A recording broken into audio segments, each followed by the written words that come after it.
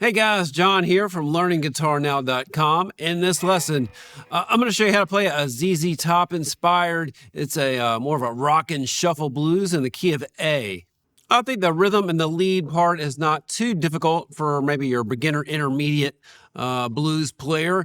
I've tried to include a lot of nuances and just mannerisms that Billy Gibbons would do in maybe some situation like this, more of a rockin' shuffle blues. So I think it's not terribly difficult to play, but it's a lot of fun to play. And a lot of these lessons, I just try to create something that you're going to learn something with, but also it's a lot of fun to play. And I think this rhythm part is fun for me to play as well as a solo. So that's why I created this one. To get the tone for this lesson, I'm using this R4 Gibson gold top with P90s straight into my Germino Classic 45, and it's running into a 2x12 cabinet, and it's loaded with Celestion. I think it's 65 or 75 watt speakers, Celestion Heritage. So running into that amp, I can get a real kind of distorted tone, but not crazy like rock tone. It's more of a more classic rock kind of a sound you would hear, ZZ Top getting an early AC/DC.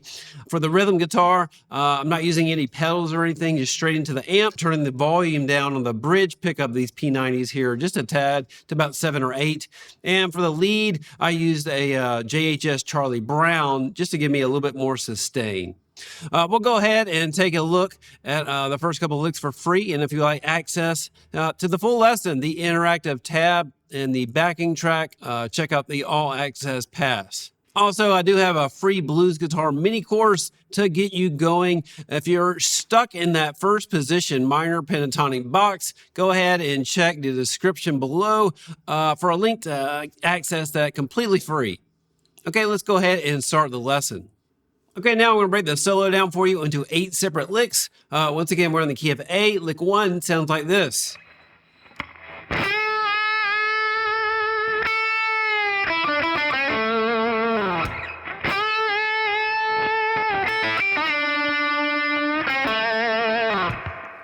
Okay, so lick number 1, there's a lot of attitude with this lick. So the first thing you want to know is that we're going to come in on the second beat. And once again, this is a swinging the 8th shuffle blues. You got 1, 2, 3, 4. Right on the second beat, you got 1. We're going to do a rake. We're going to bend that 8th fret up here on the B string that's taken from the first position minor pentatonic scale, and just bend that up to our A note. That's the key that we're in, and applying some heavy vibrato. We're bending it 3 times, only striking it once. So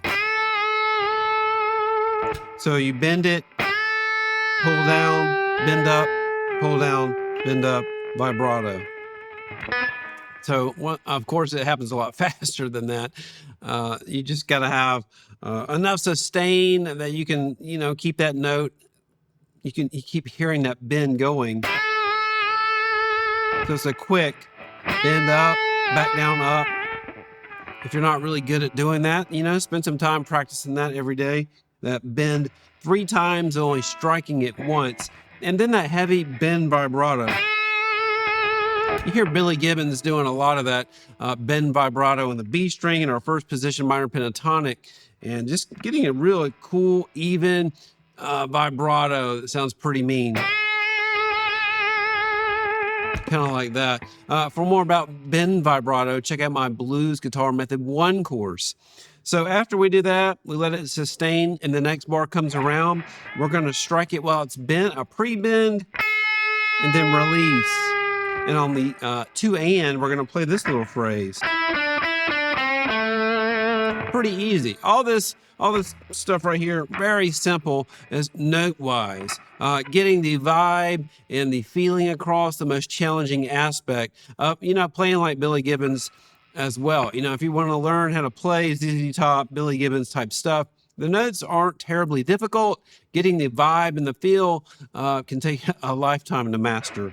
And I find Billy Gibbons does a lot of that as well. A lot of D string vibrato, the key that we're in. So if you learn how to vibrato and do these bend vibratos and, the bending it once and or bending it 3 times, only striking it once. These small little nuances just make everything sound a lot better. If you're not really a speed player, adding this type of stuff is the things that you got to work on if you want to sound good.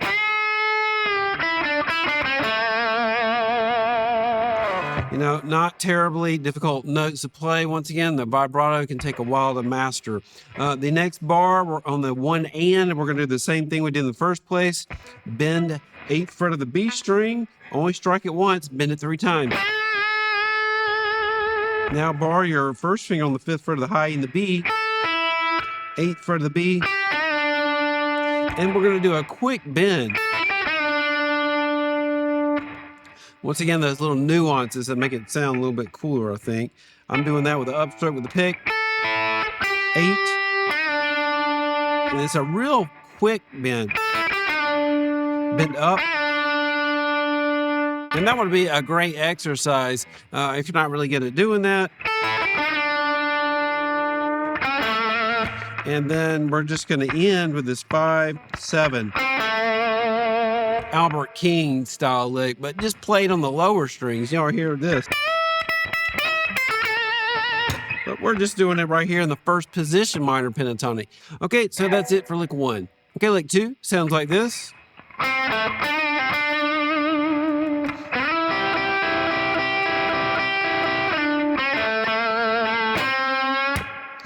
Okay, lick 2, we're staying right here in our first position and then moving into our second position minor pentatonic. Starting out with a 5-7 here on the G, then a D string.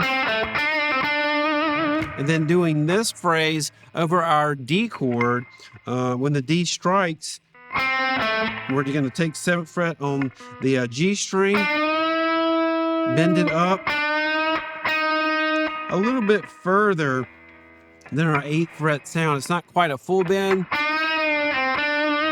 You just want to use your ear to kind of get that sound for that bend correct. It doesn't have to be perfect pitch. This is one of those bends that's kind of in between the notes.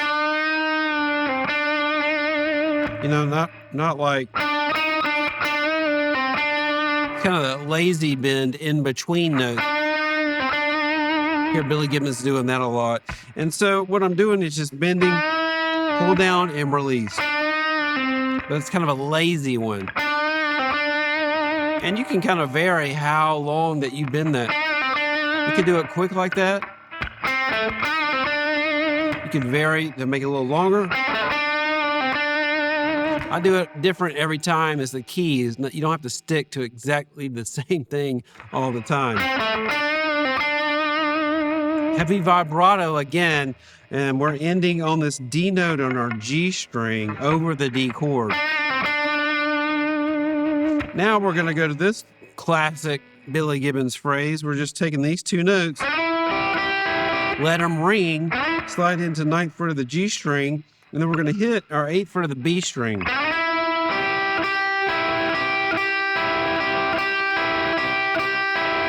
Like that. I'm using all down strokes right there.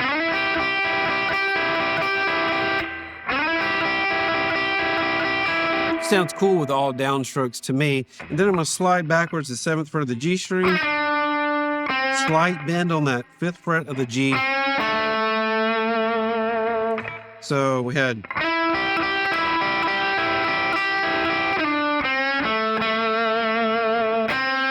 and then I'm going to once again add some vibrato to the D string and bend that 5th fret on the G string and do a small rake and cut it off. Once again, easy notes. There's a lot of nuances to think about, and you can spend, a lot of time just seeing how you want that to sound, all those nuances. The vibrato, the letting it ring. You could use your 2nd and 1st fingers or your 3rd and 2nd. The way you pick it and strike it, I got my palm curled around. I'm not muting this.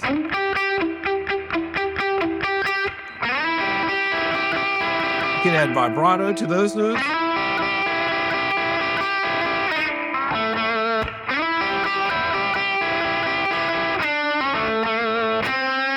and then bending that little note here and all the vibrato on the D string. Those little things, you know, that's what makes the lick sound good to me. Okay, that's it for lick 2.